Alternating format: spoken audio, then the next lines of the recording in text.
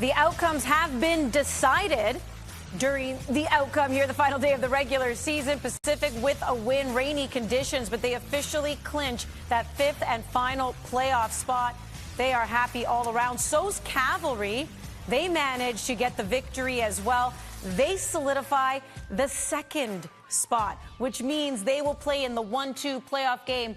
It's a rematch with Forge FC. Winner of that goes straight to the final. Welcome on into match night. I'm filling in for the guy over there, but he's over there, and Jordan's going to stay in the middle. Andy Patrol, Jordan Wilson, Gareth Wheeler. I know, how does it feel to be over there? But it's okay. You're going to be breaking down these games here as we bring you the final scores. All of the games kicked off at 4 p.m. ET. Some drama because we knew that spots were up for grabs here. And also the Golden Boot race was hot and heavy, and boy, did it come down to some dramatic fashion here. No score, though, between Ottawa, Vancouver, and then it was a PK given to Cavalry where Shevsky gets the brace. He takes the lead. He officially wins the Golden Boot 2-1 over Valor. Halifax Wanderers, even though they entered the outcome officially eliminated, still put on a show for the home crowd. 2-1, they beat York United, and then it ended up being Pacific beating Forge 1-0. So here's the update. Crazy to think, again, Halifax officially out, but they don't finish last, guys. They end up finishing sixth. So the standings don't really tell the tale when it comes to the bottom of the standings. But up top, we already knew Forge. They were the winners of the CPL Shield. They were the regular season champs. Now they know they're facing Cavalry, and it will be York versus Pacific. The winner of that will move on to face Atletico Ottawa. As it stands, exclamation point. As it stands, that's for sure. So here we go. You can see first up is going to be October 23rd, and then the other games will be October 27th. Let's bring in Christian Jack. He was out, very rainy Pacific weather there, as Pacific does pull off the victory. So KJ is going to be joining the show. Let's just get some reactions here. It's a good thing you have your umbrella, my friend. But what did you just make of how everything went down here on the final day? Yeah, a fantastic day. First of all, just credit everybody involved in it. Just to have 4 games at the same time was magic. So many things going on and different things happening. And it was great to see fans in the stadium watching one soccer feeds on their phone and figuring it out. And look, in the end, it goes down as a regular 1-0 victory here at Starlight Stadium for Pacific to get through. But that wasn't the story. We know Forge came hard in the second half. They had a number of chances. Vancouver had a shot just go beyond them. And 1 goal for Forge and 1 goal for Vancouver. And it's flipped, and suddenly Pacific are out. That's how close it was. So a lot of this is not always just how it ends up. It's how you get there. So a great day all around for Canadian Premier League, but in the end, the story is here. It is this football club in Pacific who were, quite frankly, almost dead and buried 7 weeks ago. You know, they went through a 7-game stretch of scoring 2 goals and had nothing for them at the end of August. It looked like a team in much need of a rebuild that we're going to be playing for 2025. They turned it around. They scored the most goals in the league since the start of September. They get 1 today. That's enough. And once again, we get Pacific back in the postseason for 5 straight seasons in a row. And the core again, TMG, Josh Hurd coming on, Sean Young in midfield. The core group that's been here for some time got it done. And be interesting to see that 4-5 matchup, the same as last year, but flipped this time as York gets to host Pacific on Wednesday night. Wheels, was there any games here that impressed you and maybe ones that you were disappointed with how they played out? If we're going to start off, like, can you just give me a little bit of credit here? Go on, son. In the pre-match show, our tonybet predictions, Atletico Ottawa, Vancouver under. Called it. Pacific win. Called it. Halifax win. Yeah. And Cavalry win. And went for 5 for 5 with Tobias Warszewski brace to win the Golden Boot. So you're welcome. If you're tailing me, you had a better day than Cavalry or Pacific. Good work, efficient by Pacific on this day. Well done. They qualified. Now they have to run the gauntlet. This was a huge response for Cavalry. At halftime, they were very poor. Needed a result to go in and make sure that they clinched that second seed in a straightforward manner. They did just that. Professional second half against a desperate Valor side. Second place is huge. They're 1 win away. They go to Tim Hortons Field on October 27th. That's next weekend. If they win that game, the Canadian Premier League. The North Star Cup will be awarded at ATCO Field. This is what Cavalry is all about. And they secured the insurance that if Forge goes on to win it all, they qualify for the CONCACAF Champions Cup. For me, I said this in the pre-match show, the big prize was second place on the day. Atletico Ottawa, once again, nowhere near good enough. Cavalry looked the most likely team that can challenge Forge, and second place was crucial. Pacific versus Forge, we got to talk about this match. KJ being there as well, 1-0 win. Very reminiscent of how they started this season, right? Just taking care of business. KJ, what about the chemistry and the belief within the squad now that they're getting it done? Probably in the nick of time, Wheels. Now they're going to fourth and fifth game. They fell deep a couple times. Jordan Hamilton, I can't believe this effort, just didn't put the ball on target. Ashley Johnson missed at the far post. For me, I don't. KJ was there. I don't think they were all that convincing against a weakened Forge side here today. Going into that 4-5 game on Wednesday night, York United Pacific, I still have questions to ask about Pacific. They fall so deep when they take a lead, and they held on for dear life in miserable conditions. I still think Pacific has plenty to prove going into the play. 27 goals scored in 34 games. I mean, they limped to the finish line, and by comparison, the fifth-place team last season qualified for the playoffs with 11 wins and 38 points. That was York United. 9 wins and 34 points was good enough for fifth place this time. Andy, I think they're feeling good, Pacific, going into York Lions Stadium on Wednesday. Compared to where they stood a month ago. For sure. But. So Pacific officially clinching fifth, but Cavalry, I think the big story here as well, and there's many stories with Cavalry, right? The rematch with Forge, are they going to win it? Are they going to go straight to the final? If they make the final, can they end up winning it all? But KJ, on this final day, and in fact, even if I were to take you back to the beginning of the season, everyone wondered where are the goals going to come from once we found out that Meyer Bevan wasn't going to return to Cavalry. Tobias Warszewski didn't have anywhere that he was playing. He comes here, and now on the final day, clinches the Golden Boot. How remarkable is his story alone? Yeah, it's a great story, and it's I think a prototypical Cavalry story. You know, again, they get a lot of press about Cavalry being the nearly men sometimes in the playoffs, but here they go into second. They won the Shield last year. On the quiet, they've had a tremendous amount of adversity this year. Key injuries to huge players. Ali Musi, arguably the best player in the league, has been out for 12 games, which has been an enormous loss, and they've needed that offensive leader.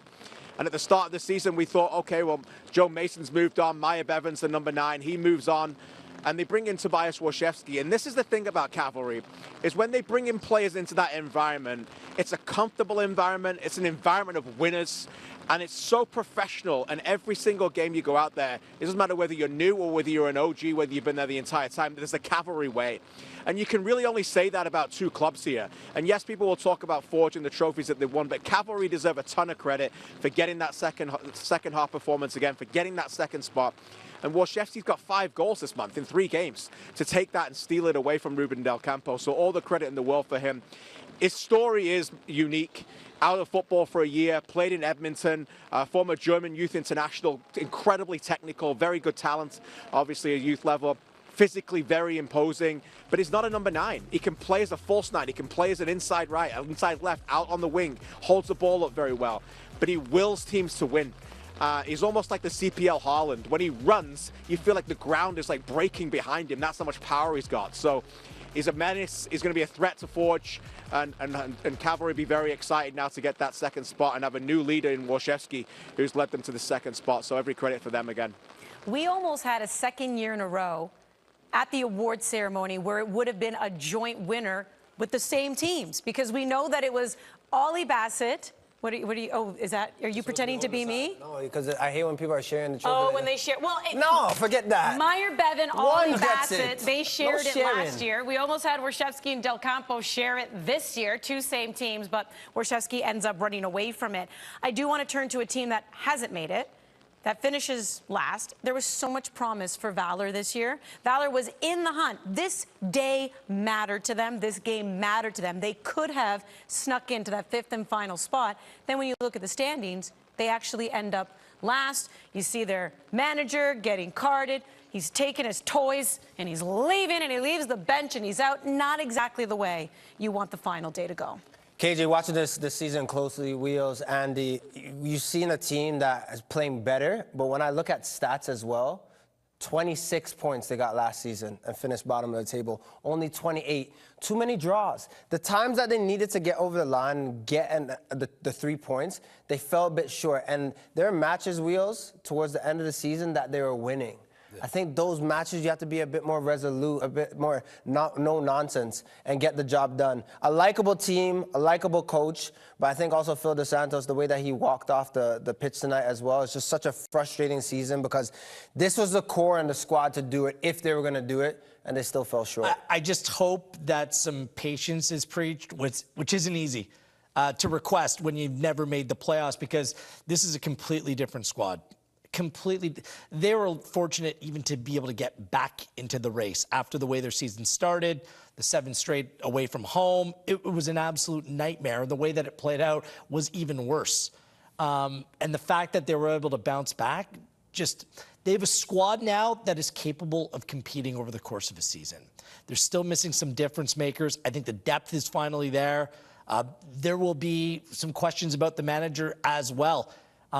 I rate Phil DeSantis. I rate him highly. That doesn't mean that he will provide necessarily the answers to the issues that plague Winnipeg. I mean, they're a team that'll be disappointed here today based upon the way that things played out, but I think they can be proud that they got back in the race. For me, the biggest loser on the day is Vancouver.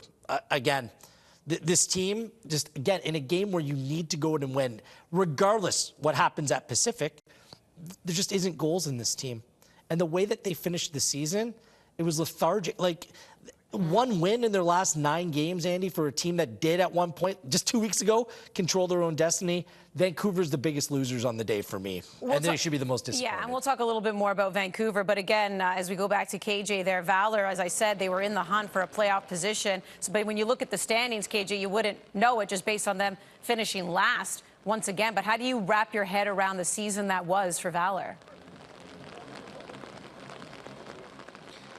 In 2 different ways. You know, if you're a glass half empty person, which you probably are if you're in Winnipeg right now, you would say that in the end, again, we are the Neely men of the CPL. You know, we're not quite getting over the line when we need to get over the line. We had a chance to be able to win enough of these games over the last few weeks when they've been winning 1-0, and they allowed far too many points to be lost from winning positions, much like, again, last season. They're putting themselves in this position to get over the line. And say what you want, there's teams that I'm standing here right now in the middle of one, but when the going gets tough, the tough get going, and they got in. They found a way to get in, and they were buried 2 months ago, this team. Valor didn't find a way in. That's the glass half empty. The glass half full is that they didn't play a lot of games at home, and they spent the entire season chasing. And this was a team that got thrashed 7-0 in the Canadian Championship, and it looked like they needed a lot of changes, and it looked like they was in big trouble, and they could have sunk. And they stayed all the way, and they didn't sink until week 28. They found a way to stay in games.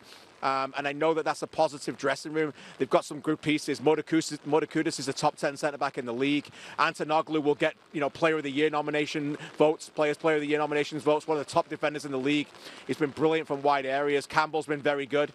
But in the key moments, and football's about moments, it's gone against them, and that's why they didn't get in. All right, well, we know that Gareth is none too pleased with how Vancouver performed here tonight. What did you make of it? Yeah, it wasn't good enough. I mean, it's not even just about today, week 28. It's week 27 as well. We're talking about the end, but when you need to have a bit more gusto and go forward and put your body and your team on the line, they just didn't do that. And even watching this match against Atletico Ottawa, there are moments that they went forward and it looked promising, but why leave it up to the last day? You look at the players that they have within their squad. I think this team should be doing better. When I look at the end of a season, 28 games, for me it's always about, did you overachieve or did you underachieve? Like, where are you at? I look at this team, they underachieved. There's quality in the dressing room, the way that they started this season, the way that they could score goals. The vets that Ashton Gotby gambled on or bet on, for it to not come together, Wheels, and for them not to get a 5th playoff spot, that's catastrophic in my opinion. Draw. They drew their last 4 games of the year. And they weren't scoring goals. Same thing goes for Ottawa, by the way. They're a playoff team. They had a chance today, depending what happened in Winnipeg, to get second in the table. Same story for both these teams. They both play safe. Both have a lot of talent in their teams. I think that both are capable of more. Vancouver, they're done and dusted. They have decisions to make in the offseason, especially when they have so many young players, and some of them played really well. I think that some of these younger players need more opportunity next year, but all eyes will be on Ottawa now. You're in the playoffs.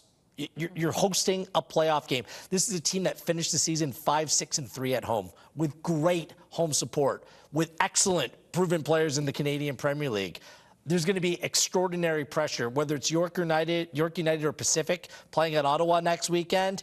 The pressure's on the home side. If you're York or Pacific, you're going into that game feeling pretty comfortable as that underdog going in there against a team that is difficult to beat, but not a team that's going to force a whole lot of pressure on you. So there's going to be drama, there's going to be twists and turns, and I just want to see what kind of Atletico Ottawa show up come playoff time. Well, the playoffs do begin on October 23rd. It will be the 4th place versus 5th place, so Wednesday, 7:30 p.m. York United taking on Pacific.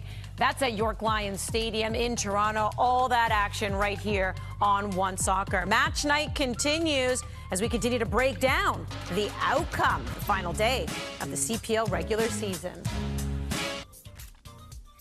Welcome back to Match Night. Here's a look at the CPL playoffs, the bracket, October 23rd.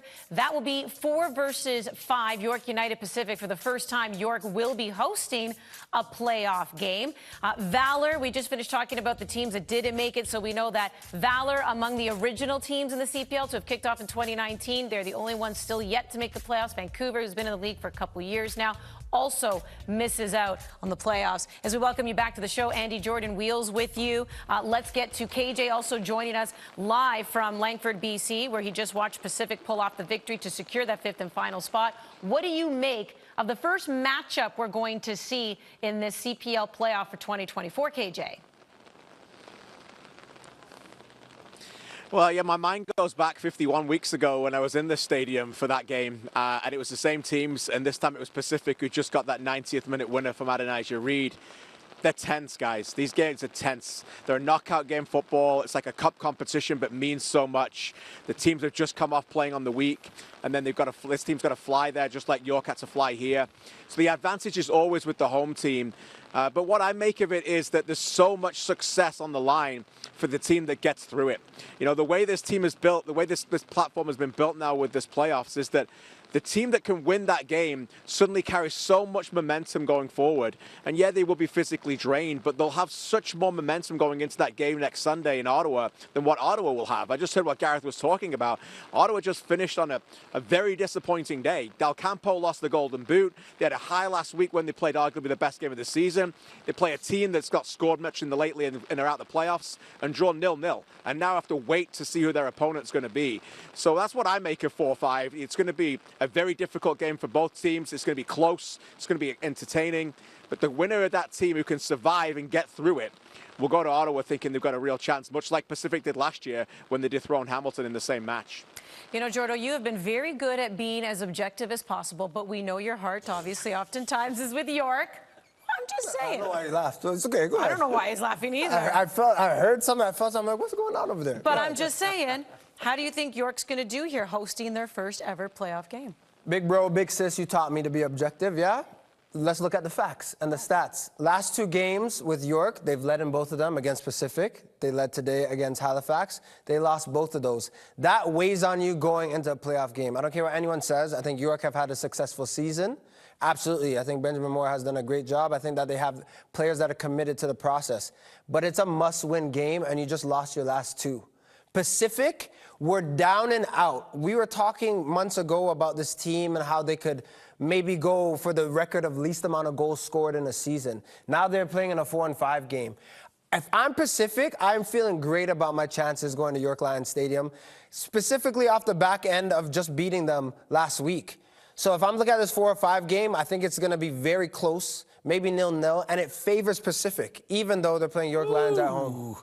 I'm not sure if it does. I can make the case for either side, though, being the favorite going into this game. Reference points, the team on form. I mean, that's Pacific. They played ugly football in the playoffs last year and was effective. They beat York at home, went to Halifax, won a game, and pushed Cavalry to the limit in that game as well. Yet I look at York United here. I have a really good manager in Benjamin Mora. They got some important minutes for players returning from injury today. Mo Babuli played. Frank Sturring was able to come on the field and play a little bit. Botello came off the bench, Salanovic. Like this team, if they have their full squad playing at home, and this is something, by the way, that they've been promoting. I think it's been very clever. Yeah. Playoff football in Toronto. It's a little bit of a shot across the bow there. And if Pacific sit back and play that way, I think you're asking for it.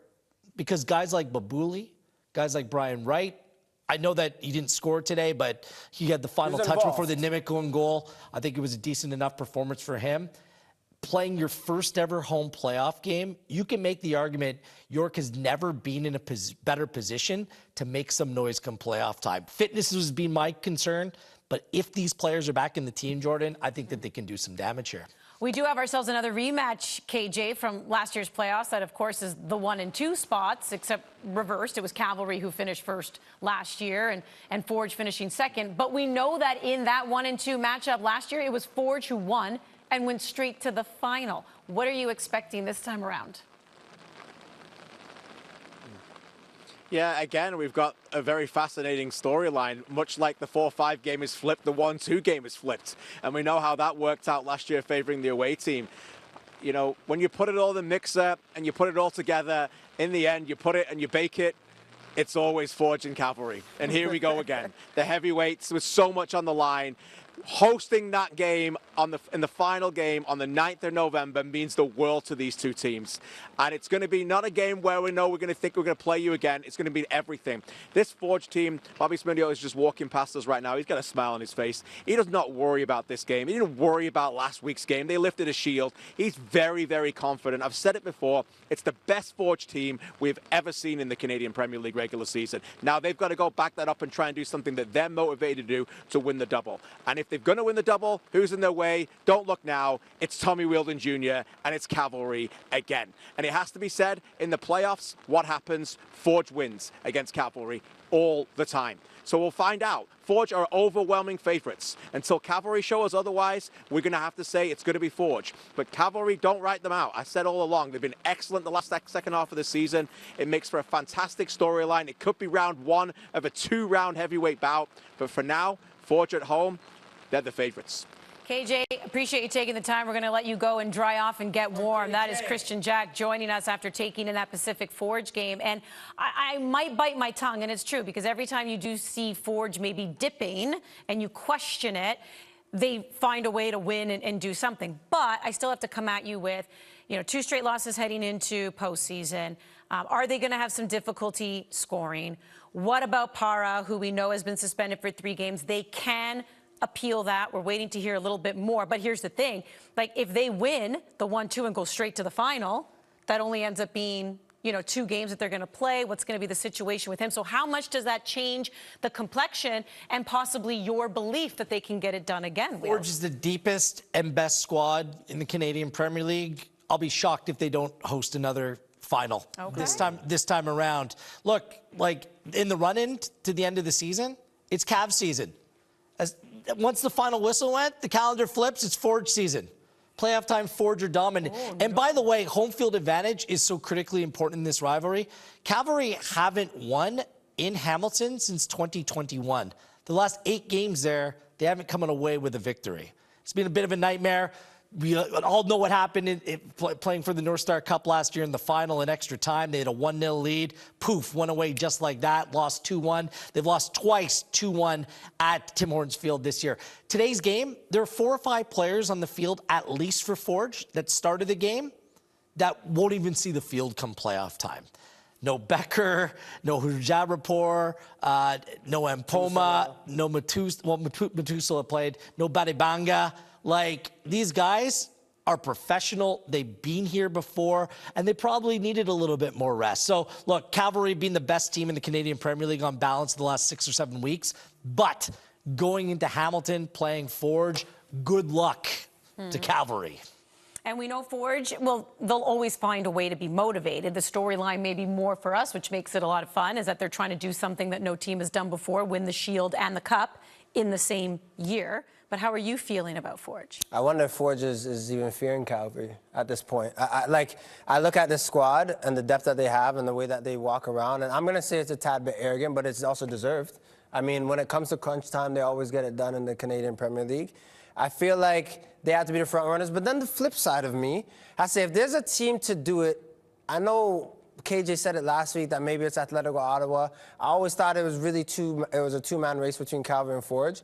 Cavalry have to say they know who their dragons are. They know who the boogeyman is. They know where that place is. That's Tim Hortons Field. They have to start thinking at some point they could turn this around.